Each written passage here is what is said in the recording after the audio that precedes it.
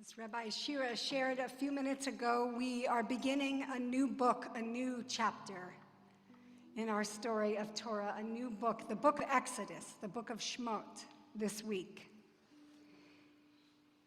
And in this book, it begins by telling us the names, continuing the story that we just had in the book of Genesis, the names, Shemot, of all those who had come down into Mitzrayim, into the mythical Egypt. That continues a story that we were just hearing. And then after a couple of verses, there is a sudden and startling break from what was to what is. A new king arose over Egypt who did not know Joseph. Vayakam melech hadash al Mitzrayim asher lo yada et Yosef. It's one of the most startling lines for me in Torah. How come, so out of the blue, there is this new reality? And it's not a good reality. Joseph just did so much, and now it's gone. The verses continue that this new king says, look at the Israelite people. They're too much. They're too numerous for us. Let us deal shrewdly with them so that they may no longer increase. Otherwise, maybe they'll join as enemies in a war against us. So set taskmasters over them and oppress them with forced labor. Rav and Shmuel in the Talmud disagree about the interpretation of this verse, this startling verse. All of a sudden, a new king who doesn't remember Joseph. One of them said that this was a new king, actually, a totally new person. And the other said, no, it's not a new king, it's just the same king, but he just changed. The decrees changed. And the one who said it wasn't a new king is because nowhere does it say that the old king died. That's, makes sense. And that there was a new king.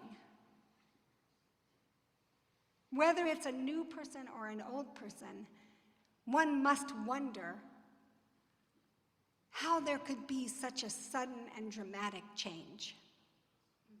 Joseph was so important. He helped everybody survive in a time of famine. He cared for all the people. He was revered, and his family and his people revered. And now, all of a sudden, there is a change. And it's a beginning of a story.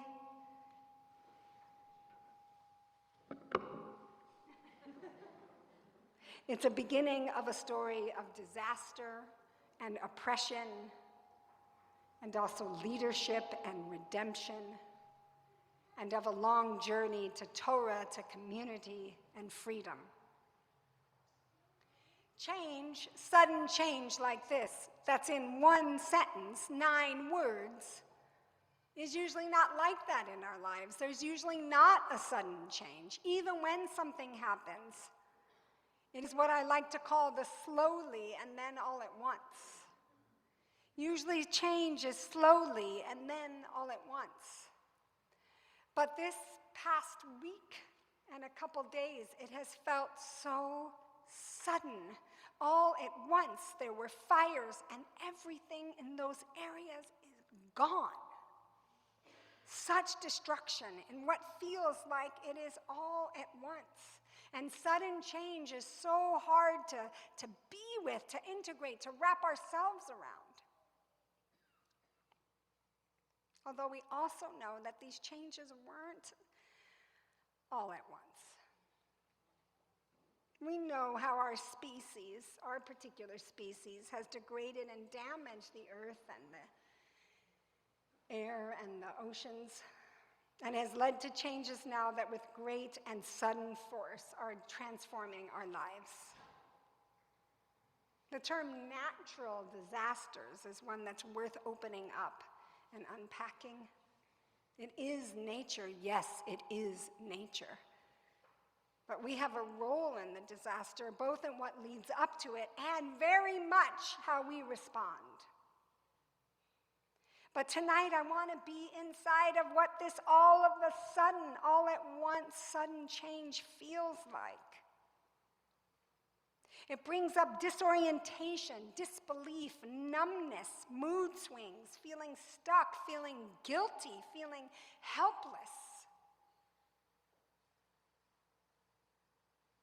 I was helping in a distribution center, and I was helping with the kids with toys and books and games, and they came in, the families came in, and the look of numbness and shock.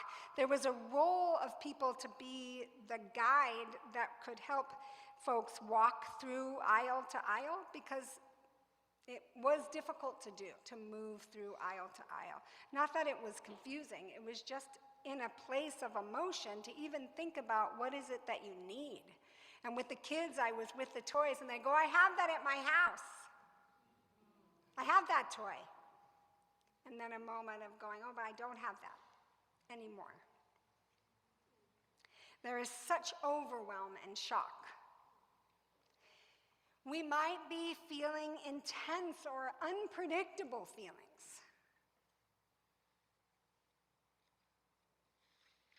We might be more moody. There's some smiles happening as people are looking at each other. We need to make space for the fact that we might be more moody. We might have repeated and vivid memories of what happened. I've heard from several of you about racing out as the fire was burning all around you. And even if you were a little further away, what was it with those false alarm things? Those were terrifying. It may be difficult right now to make decisions. Our sleeping patterns may be off, our eating may be off. We also might be really sensitive to what we smell around us or hear sirens, loud noises, burning smells. I overcooked my greens just a little bit, my daily greens, and that smell of the burning was really intense. We could have strain in our relationships with our most close beloveds right now. More frequent disagreements. And then our bodies could be showing up with headaches, with stomach aches, with nausea, with pain. Our bodies are holding so much right now inside of all that's unfolding. And our bodies also carry memories of what was. A friend of ours who lost her home was sharing how she'll have a thought like, I need to go reach for that pen that's in the drawer that's next to the refrigerator in my kitchen. And so she'll go to reach for it and realize that there's no pen and there's no drawer and there's no fridge and there's no kitchen.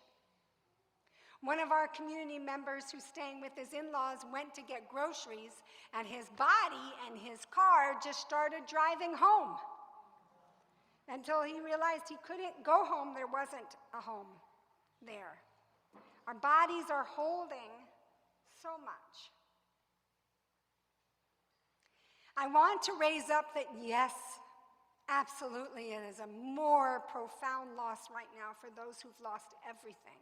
And I know so many of us here in our community and in our lives are dealing with that. And the reality for those of you, many of you who are still evacuated and haven't gone back to your homes and don't know what is there.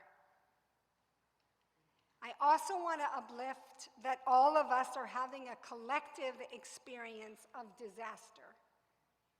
So some of the things that I shared could be what you are experiencing.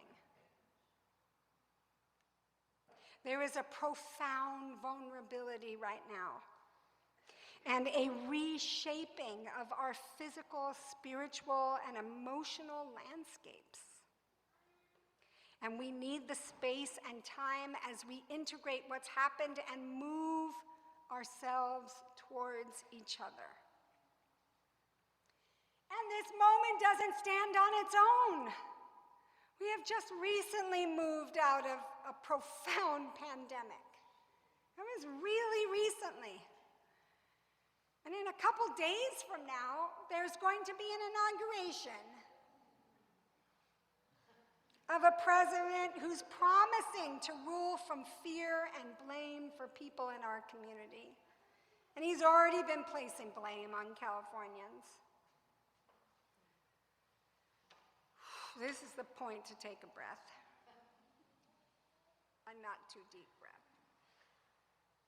I was talking about it last Shabbat, that I never thought there'd be a time where saying take a deep breath is not a good idea. But it's happened. It's such a Jewish thing. You can take a deep breath all the time, except when there's a catastrophic firestorm. Our ancients are here, community. Our ancients are here with wisdom, and they are loving on us right now with their loving and their nudges. They ran from fires. They dealt with tyrants and plagues, and they dealt with being blamed for plagues and calamities. They have much to offer us. They're lovingly nudging us to remember how they used and stretched time and how they came together as a community. Time, the using and stretching of time, the place of Sabbath, of Shabbat, the place of daily prayer, of quiet for a little bit every day. When we gathered together, Nefesh families who lost their homes, and we asked, we just are here for you and any immediate needs you have. And what came up was, we need Shabbat candle holders. We went to get them that first Shabbat and they weren't there. And we realized that we need Shabbat so much right now. Our kids need Shabbat, one family says. We need this container. Wherever we end up, we know that Shabbat will be with us. We need the Sabbath to reflect, to contemplate, to be together. And we can bring that consciousness into our week. Part of what happens in disaster is we go so fast all the time, which is partly why it's hard to sleep. What is it to open up space for rest, for Sabbath, a little bit of Sabbath inside of each of our days?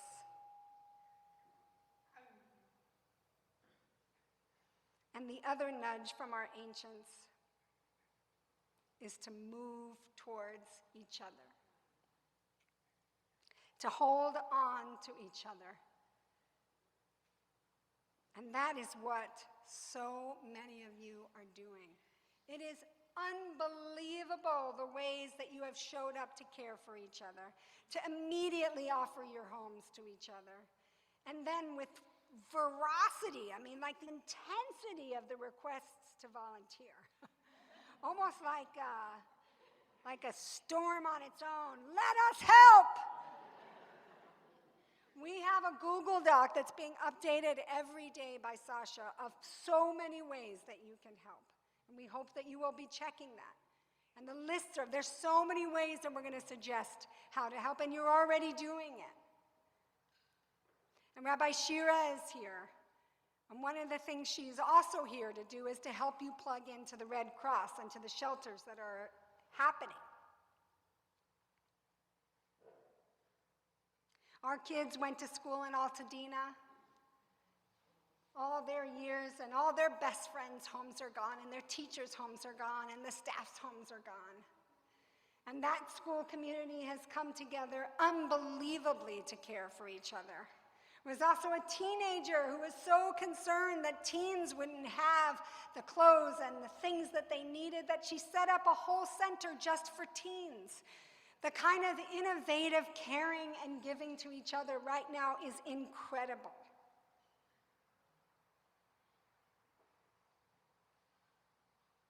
In our Parsha, after that sudden change, where we hear that this is a new situation, it is not like what's happened before, and it is bad.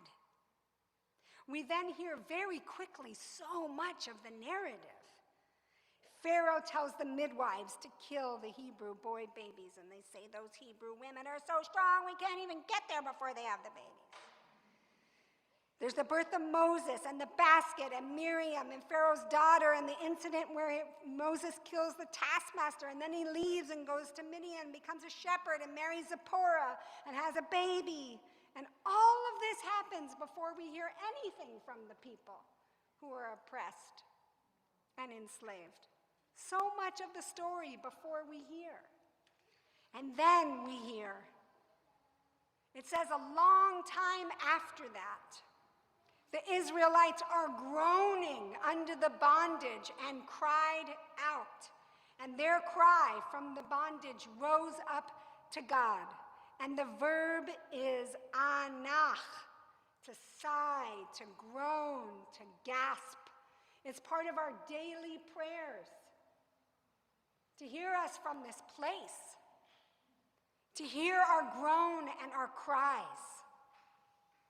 This is also part of what we need to be doing. We need our groaning and our crying out because this is where the narrative changes in Exodus to call out Moses for his leadership. The groan is what moves leaders. And this is what we need right now, our collective groan.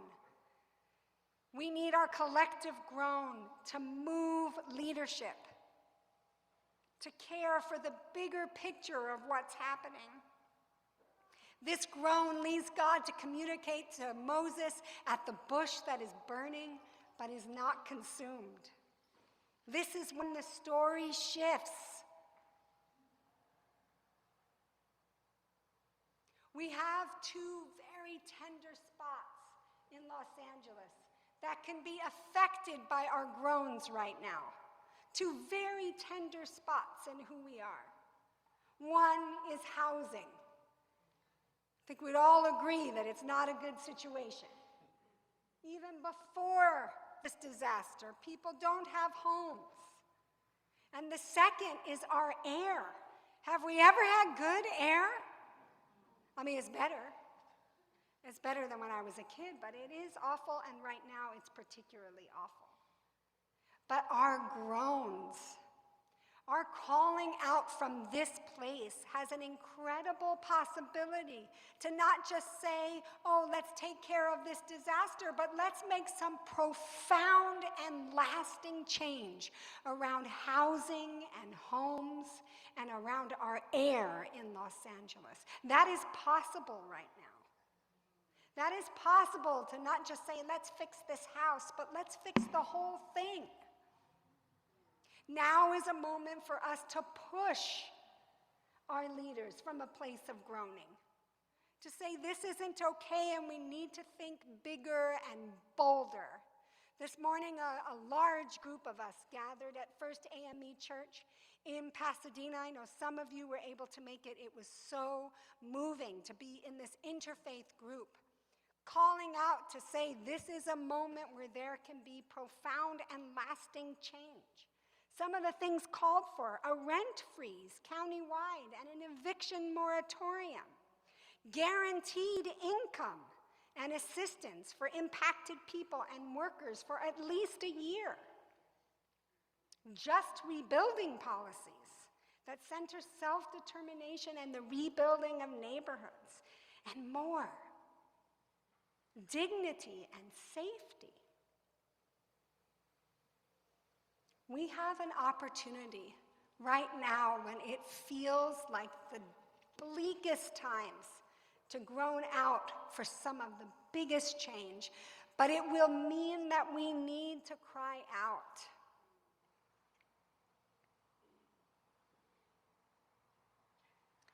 This week, some of us were on a Zoom with scientists about our air who talked about 9/11 and that we should be instructed by New York. And we should think carefully about how safe it is to go back into the areas that have burned. And to learn from Hawaii and to learn from all the places where this has happened. And to be thoughtful in new ways. Because friends, this is where we are. These profound and sudden events will happen and happen again. And we need to learn from each other, and we need to learn collectively and globally how we are going to navigate. I'll leave you with this last piece. The Sfat Emet connects, one of our teachers, connects a line from Psalm for this Parsha and says, rejoice, with the destroyed city and be glad with her. All who love her, join in her jubilation. All who have mourned over her. And he says, but how could that be possible? So many who mourned over the destruction of the temple, they're not going to be alive anymore when it's time for the rejoicing. And he says that actually what this line from the Psalms means is not about a future time, but about this time right now, that one comes to see the community's consolation right in the midst of its suffering. We come to connect with our consolation right in the midst of our suffering, entering into the place of destruction right here and right now, listening to our bodies, listening to our beloveds, listening to our community, that we find consolation and hope. So may you be with all that is moving through you in the midst of this sudden change. May we hear our ancestors whispering to us about Sabbath and community. May we groan from this place, and may our collective groan move our country to change and care and consolation so deeply needed. It said county, but I just said country because amen, we need it for all of it. And may we all move closer to each other. Shabbat Shalom.